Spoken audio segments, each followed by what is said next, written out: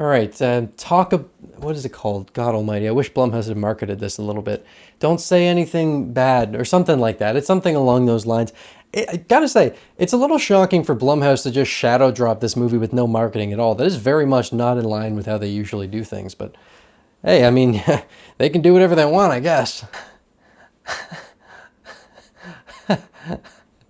All right, so what do I mean by that title? This movie lies about how good it is. What the hell does that mean? So I think we were all a little confused as to why this movie was getting remade. Speak No Evil came out in 2022, and a lot of the times I've heard people say things like, oh yeah, but it's a foreign film, so they're bringing it to an American audience. I mean, it's technically a foreign film, yes, but it's also like 95% in English. So this was a new remake of a movie that came out 2 years ago and is already mostly in English. So the whole time leading up to this release, when I would watch the trailer for the 7th time in one day, I would just think to myself, like, what is the purpose of this? I was also curious with the amount of marketing that they were putting into this. Did that mean that they were really confident in the movie and wanted to make sure that people saw it? Or did they have no faith in it at all and wanted to just try and get as many people in on that opening weekend as they possibly could before people started talking about how bad it is? The only reason I was even slightly interested to see what they were doing with this is because of James McAvoy. I absolutely love that guy. I think he's one of the greatest actors working today. He's extremely expressive and charismatic. I think he's fantastic. Ever since I saw Split, I've just been blown away by this guy. But the tone of the trailer was very different from that original. The original movie, it's a very slow burn, naturalistic film that has a slap in the face of an ending that is easily one of the most disturbing things I've seen in years. But I also think it's a really, really good movie. Like, the script is so good. Save for, like, there's like 5 minutes towards the end of that movie where I'm like, having a hard time suspending my disbelief with the behavior of one character, but I don't want to spoil things too much, obviously, because it's the original one, and this is quite a different movie.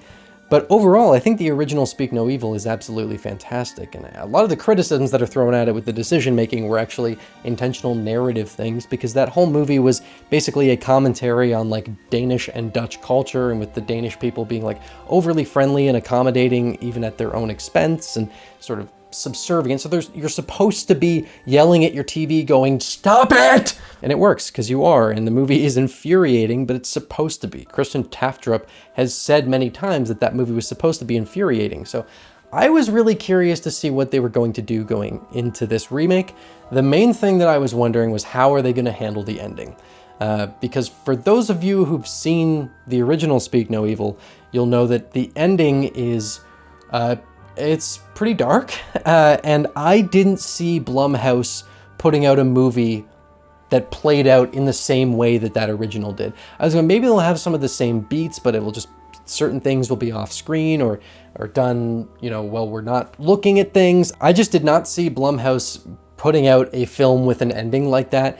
It's too disturbing to throw out to a general audience, which is the market for Blumhouse. There's nothing wrong with that, but they are marketing to a very broad audience, and I did not see them, you know, one-to-one, beat-for-beat redoing the original, so I was kind of curious to see what was going to happen. Now, what I expected going in was that it would basically just be a more thoroughly spelled out and amped up version of the original movie that probably had a nicer ending to it. And that is, I mean, exactly what this is. However, the reason that I say that it lies about how good it is because I want to say the first half of this remake, I was getting major, like, Omen 2006, not quite Psycho remake vibes, but that kind of feeling where it's just beat for beat, line for line, shot for shot, where you're going like, why are we even bothering doing this? This is the exact same thing. The only thing that was keeping me awake through the first half of the movie were the performances, which are actually very good. I don't think that will really come as a surprise because the cast is fantastic. James McAvoy is wonderfully charismatic in this movie, and it's definitely a less subtle thing, so you're not getting the same sort of nuance that the actor in the original gave to Patrick's character.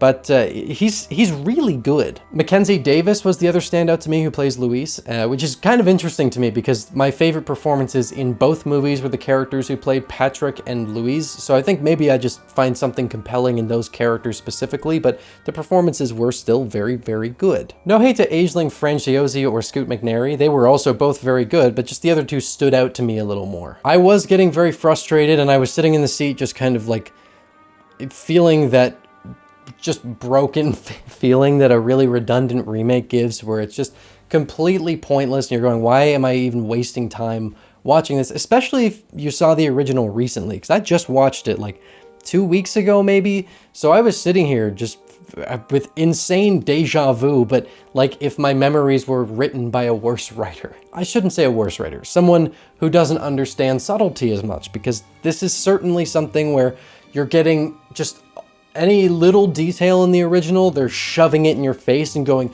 here's what's going on here. Here's the underlying theme or point of this moment. Do you understand? And you're like, yeah, no, I get it. We're good here. This is fun. We're good. Not that I was going into this expecting it to be like this groundbreaking remake, but I was honestly even surprised by just how beat for beat the first chunk of this movie is. It can be pretty frustrating. Not terrible though, like it doesn't feel insulting, it just felt redundant. That really is the best word that I can use for it. But I think what it feels like happened with this is that the director of this remake, James Watkins, was watching the original and halfway through came up with an idea in his head of where he thought the story was going to go or where he would want to take it, and then it didn't go there, but he went, maybe I can still make this a thing. Because that kind of feels like what this is, because it really is the first half just like a cheaper, more in-your-face and less subtle version of the original, but then there's like a twist halfway through the movie, and the rest of it is a completely different thing. Not different in the sense that it's like, again, it's nothing that's gonna like blow you away with how unique it is, but it shifts into a more, I'll say standard, a more standard thriller, more the kind of thing you would expect to see from an American remake of Speak No Evil.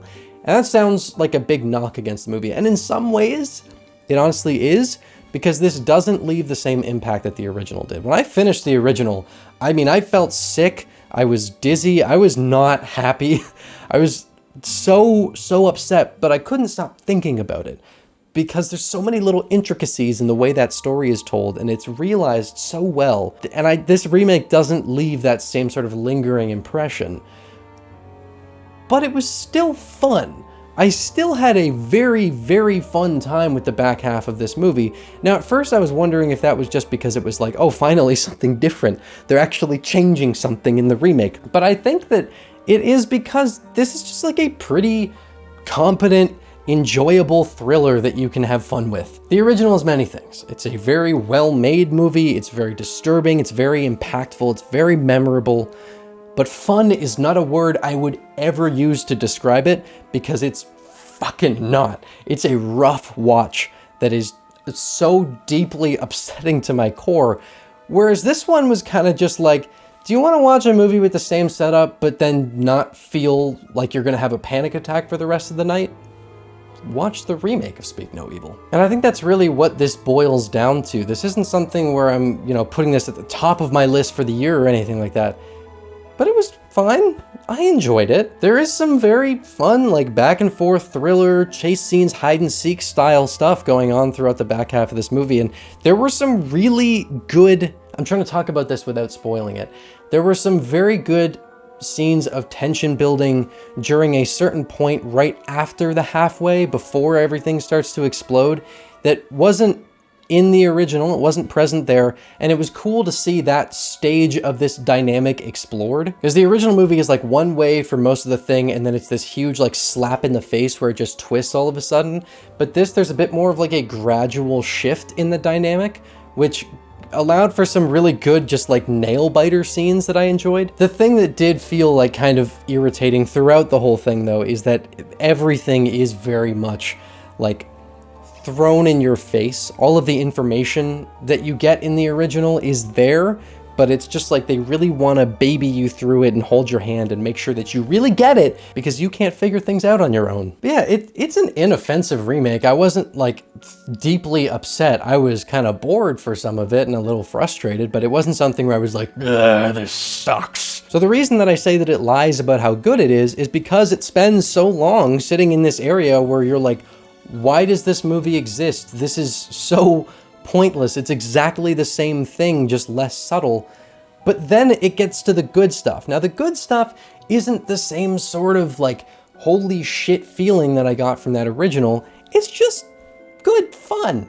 And there's nothing wrong with that. And I don't mind having like two versions of this movie that exist where one is the more serious, thought out, subtle, and interesting version of the story, and then the other is just a what-if scenario where it's like, maybe you can have a bit of a nicer night after this one. There were some elements that were present in the original that were kind of forced into the new one that didn't feel like they fit with the tone nearly as much, and they did ruin a lot of it with the marketing. Granted, this is a fairly different movie after that halfway point, so you know, the marketing shouldn't portray this as the same thing as the original, so I guess in some ways I'm kind of grateful that they did that, because at least they were honest about it being different. But there were certain things where I was like, that really didn't need to be there, and you can tell it's just here because it was in the original and this is a remake and you're trying to put it in. Certain lines or narrative beats that just didn't gel as well with the overall product of the way that this story plays out. All of that being said, and all these criticisms of the movie feeling kind of